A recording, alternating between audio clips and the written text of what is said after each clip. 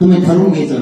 जरांगे पाटलाकडे जाताना शालीचे 100, फुलाचे 200-300, नारळ केवढे आता 25 रुपये.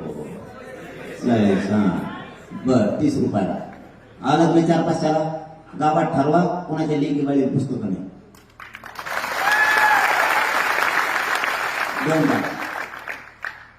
कुणाला कपडे नाही, शाळेचा ड्रेस. 10 जण येणार आहे, तुम्ही 10चे 500 ठरले तर 4-5 हजार झाले तुमचे. 4-5 हजाराचे ते 4-5 पोराला कुणाला कपडे नाही, गरीबाच्या लेकरा शाळा झाली घेऊन द्या.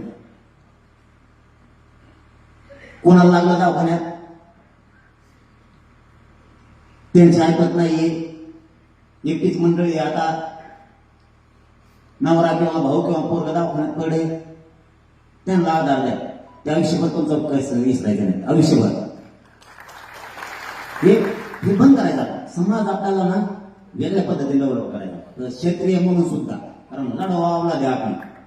तसे मग भेकड पण व्हायचं नाही. सुधारायचं पण, उंचीवर जायचं पण, समाजाची शान प्रतिष्ठा वाढवायची पण,